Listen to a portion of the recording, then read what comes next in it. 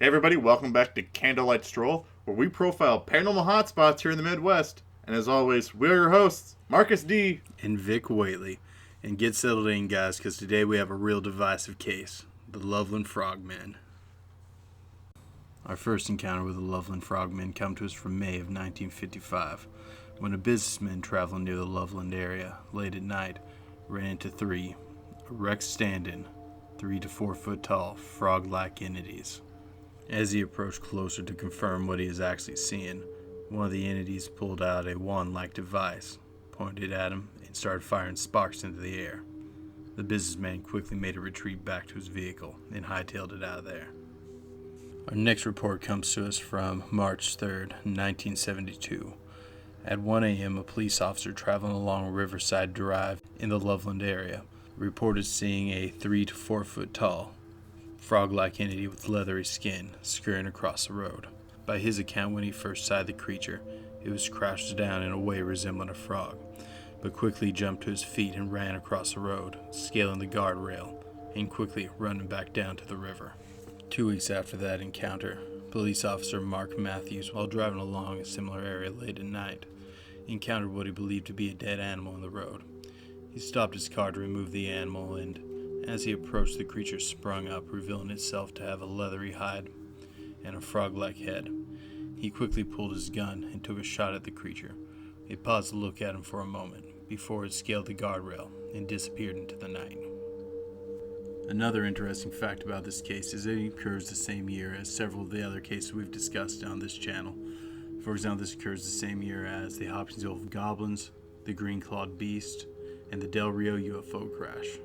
And it wasn't really that far after, like, the Flatwoods Monster incident. No, it was not. Or, the several other UFO incidents that were seen in, like, 1952 when this huge explosion of UFO sightings comes out. It was a busy year. Yeah.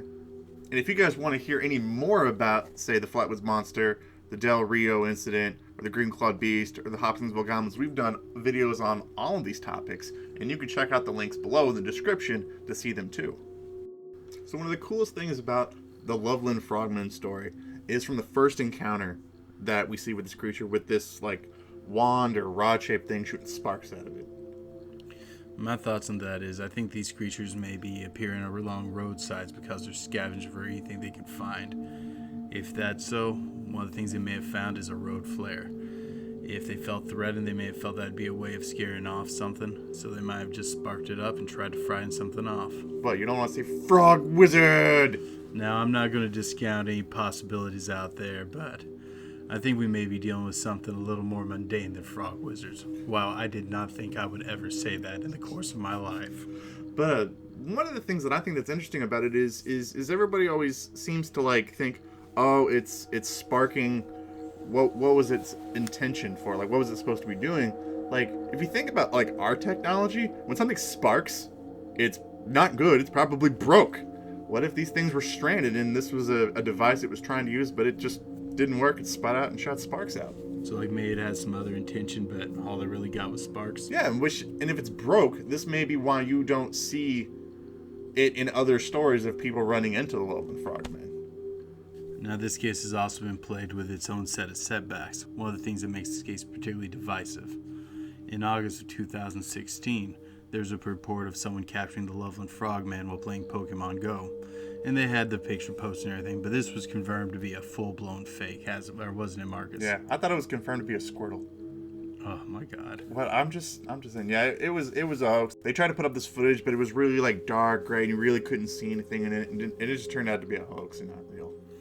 But that's not the only setback we've had, isn't it? No, the police officer in the third story, Mark Matthews, actually recanted his story later in life, trying to say that the thing that he saw was like a pet iguana that was on the side of the road. My first thought, if it's a pet iguana, why discharge a firearm? Yeah, we're part in the training for police officers. Do you see, oh, there's a lizard, shoot it. Like, police officers don't just go around discharge their firearm for absolutely no reason. This man must have felt that he was threatened by something. Yeah, according to him, an iguana. Well, many people believe that he recanted his story because of how much ridicule he received from claiming to see the Loveland Frogmen. I mean, humans are social creatures, and crowds of people can influence one person very heavily.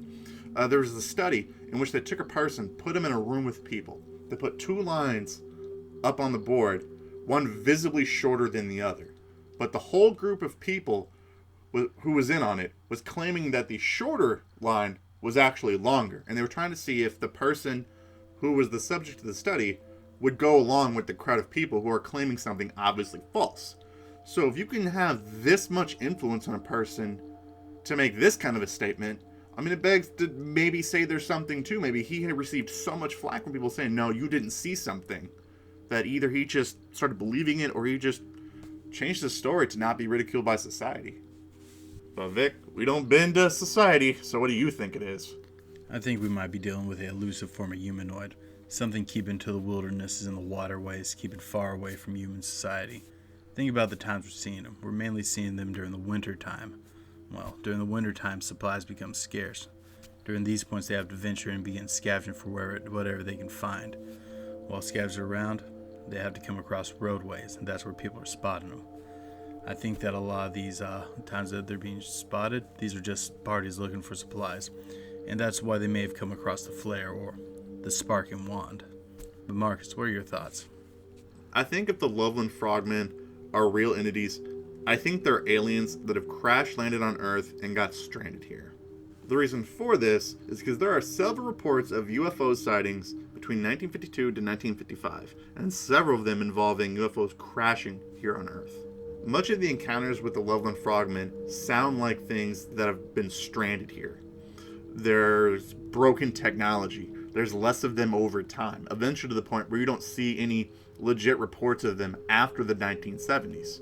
They almost behave like things that have been stranded that don't want to be around humanity. You know, they're brandishing things, they're avoidant of humanity whenever they can be. And if they've been stranded here, it might be why they haven't been able to reproduce and why there are no more reports of them. Maybe they just died off. Hey everybody, thank you for tuning in to our Candlelight Stroll on the Loveland Frogmen. Hope you guys enjoyed this video, because I know that we had a lot of fun making it for you. And if you have any ideas for a video for us to do, please post in the comments below. Yep, we love getting feedback from fans, and if you submit a video, we may do it. Hey guys, now that we've hit 2,000 subscribers, we're looking for what we want to call you guys. Yep, leave a comment below for what you think that our fan base should be called.